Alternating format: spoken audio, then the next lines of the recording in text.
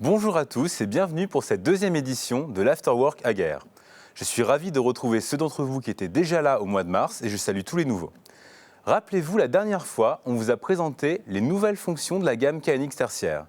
Depuis, on a reçu pas mal d'appels et donc aujourd'hui, on vous propose d'approfondir certaines fonctions qu'on vous avait déjà présentées. Mon collègue Philippe Mallier viendra vous expliquer plus en détail comment configurer un TYK 606E dans ETS. Rappelez-vous, c'est le nouveau module, celui qui embarque la mesure de courant. Il vous montrera aussi une astuce concernant le TYK 624, le nouveau module de gestion de volets. Pour ceux qui n'avaient pas suivi la première édition de l'Afterwork, je vous rappelle que vous pouvez poser vos questions sur la fenêtre de chat.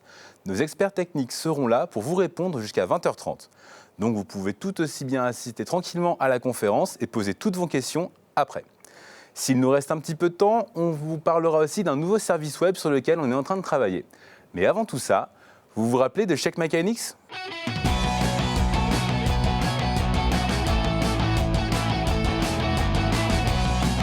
J'appelle Cécile qui travaille sur le projet pour nous en dire un petit peu plus. Bonjour Cécile. Bonjour Gwenaël. Alors Cécile, qu'est-ce que tu peux nous dire sur Check My KNX ? Alors Check My KNX, c'est la première compétition de programmation live dans l'univers KNX. Vous allez pouvoir mesurer vos connaissances et vos compétences avec d'autres professionnels ETS et ça pour tenter de gagner un lot exceptionnel. Pour faire simple, on va vous proposer de passer 24 heures ensemble dans un lieu original. Et ce qu'on souhaite, c'est vous sortir de votre quotidien tout en restant dans les codes de votre métier et en y apportant une bonne dose de fun. Ah, tu parles de compétition live, qu'est-ce que tu entends par là ? Alors une compétition live, c'est vous serez tous ensemble dans un même lieu à travailler sur les mêmes cas pratiques ETS. Vous serez confrontés à différentes situations sur plusieurs types d'applications. Certains cas feront directement appel à la réalité de votre métier et d'autres cas feront plus appel à votre créativité et à vos capacités d'adaptation. Alors comment est-ce qu'on est évalué dans cette compétition ? Alors pour vous départager, vous aurez à effectuer différentes épreuves en équipe de 3. Il y aura des épreuves techniques où vous devrez configurer des installations ETS.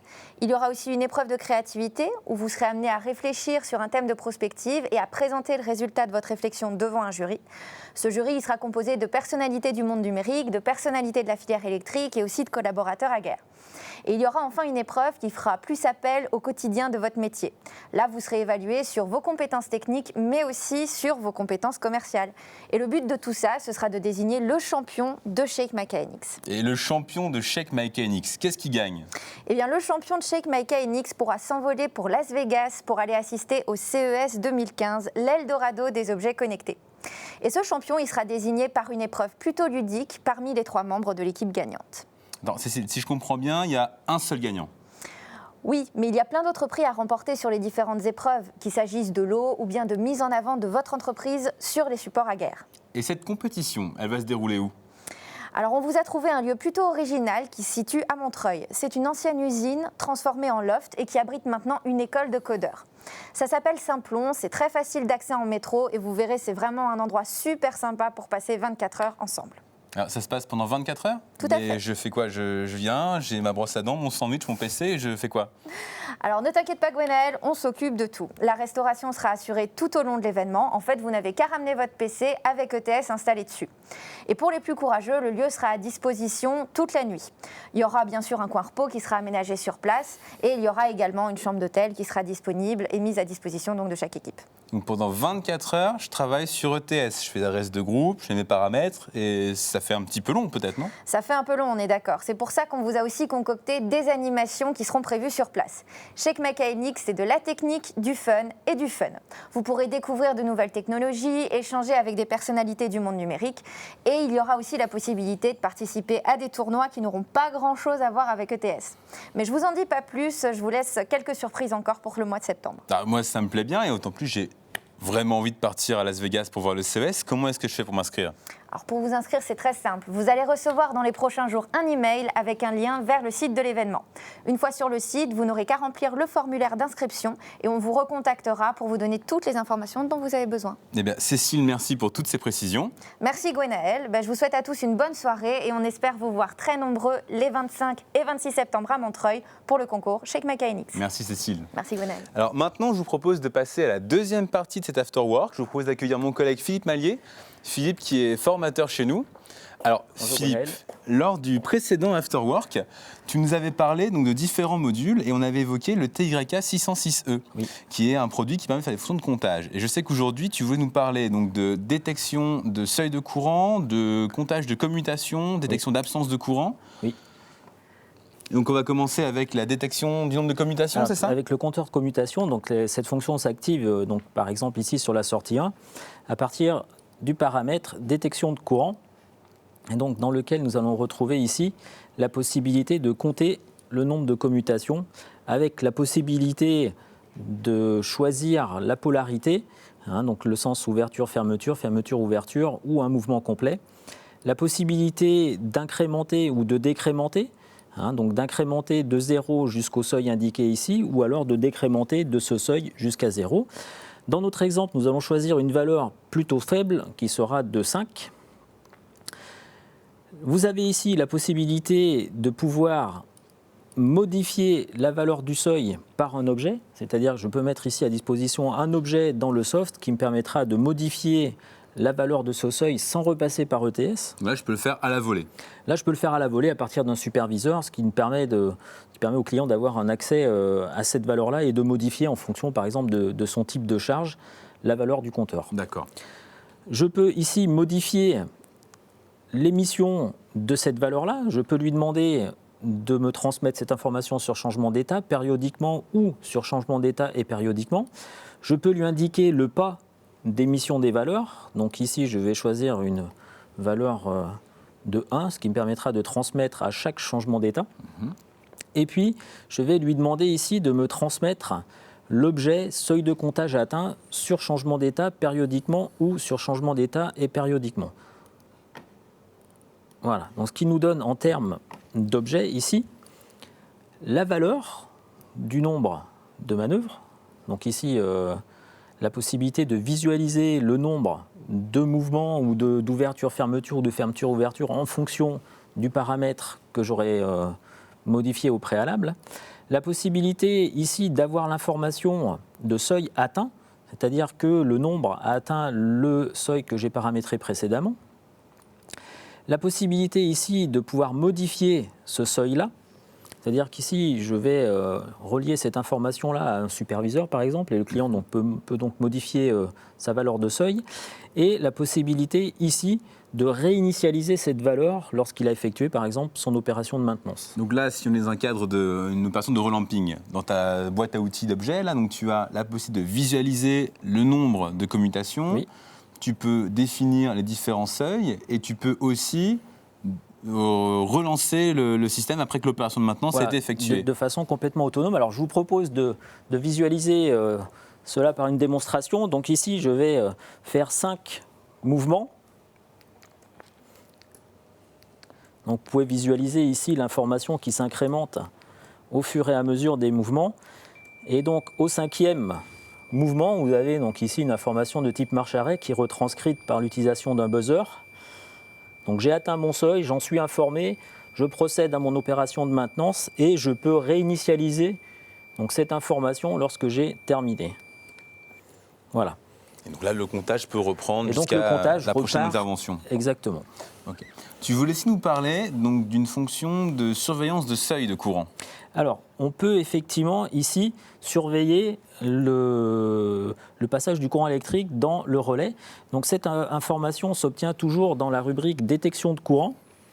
Et je peux ici visualiser jusqu'à 2 seuils de courant. Alors, dans notre exemple, nous paramétrons un seul seuil.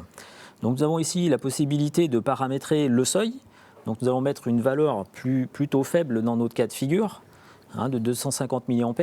C'est-à-dire que dans notre exemple, nous serons prévenus d'un dépassement lorsque l'intensité est supérieure à 250 mA. Et cette information sera annulée, on va dire, lorsque le courant repassera en dessous de cette valeur avec l'hystérésis de 50 mA.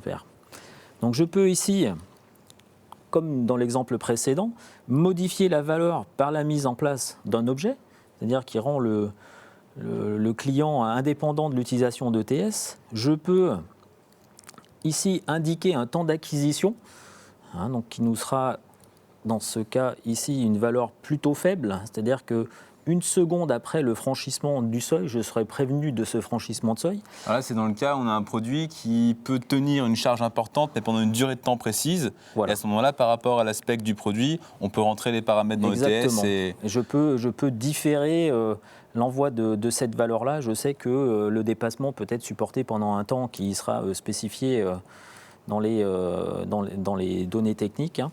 Et donc, je peux régler ce temps-là ici par paramétrage. Je peux aussi donc, modifier la polarité de cette information-là. Est-ce que je suis 0 inférieur au seuil ou 0 supérieur au seuil? Et je peux ici modifier le type d'émission, donc comme précédemment, sur changement d'état périodiquement ou sur changement d'état et périodiquement. Donc en termes d'objet, je vais retrouver cette information-là ici.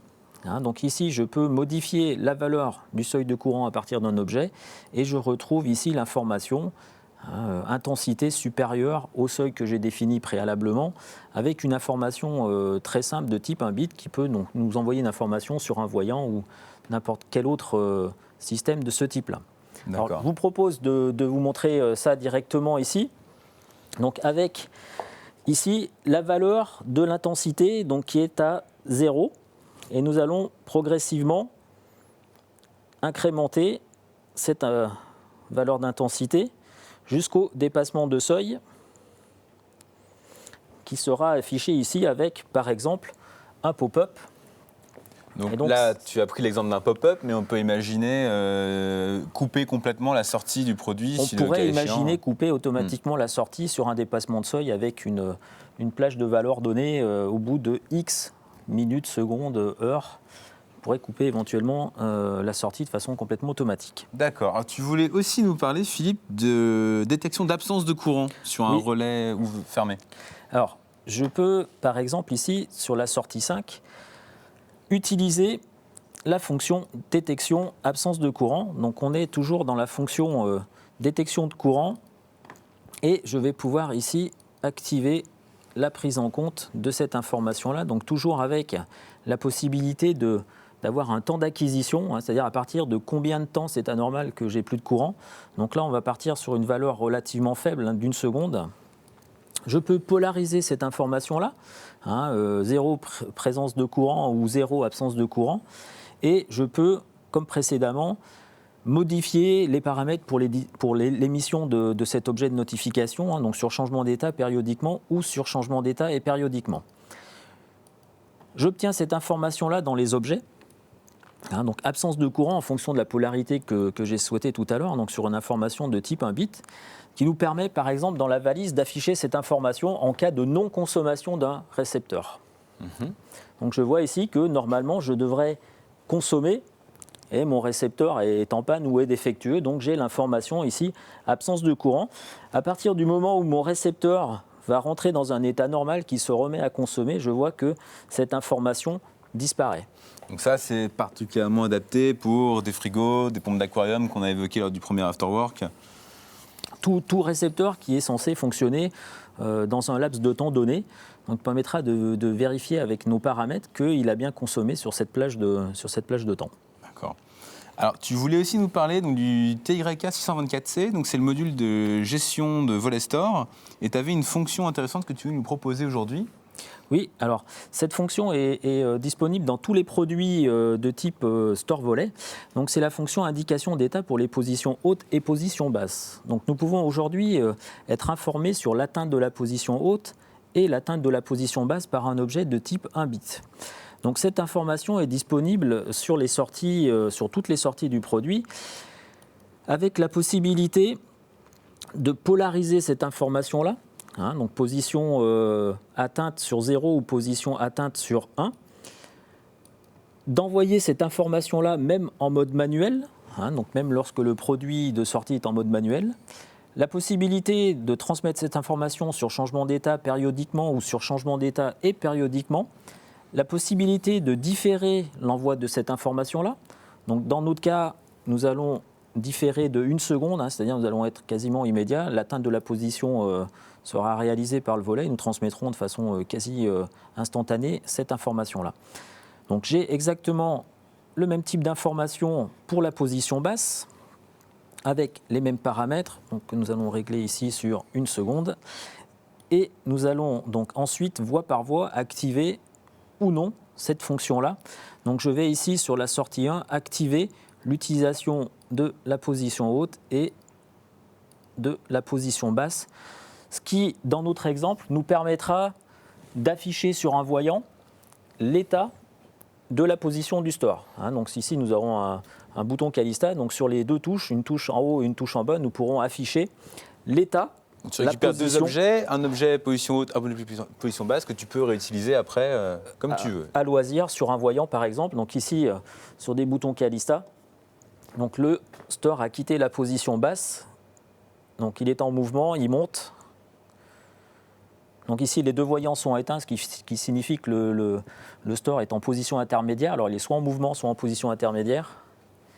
Donc la position haute est atteinte et l'information ici, position haute atteinte, est répercutée donc, sur le voyant de la touche haute. Et utilisable sur BP, voyant, superviseur. Sur toute fonction de type marche-arrêt, donc D'accord. voyant et autres objets compatibles. Eh bien écoute, merci Philippe, à bientôt pour de nouvelles Lionel. astuces de configuration.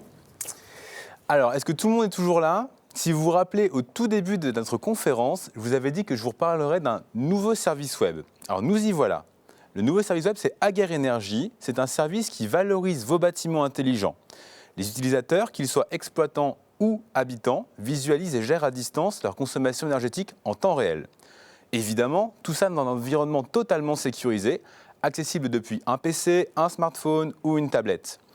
Comme vous le voyez sur ces images, c'est très intuitif. Vous consultez les consommations d'un bâtiment, d'une partie de bâtiment ou d'un logement.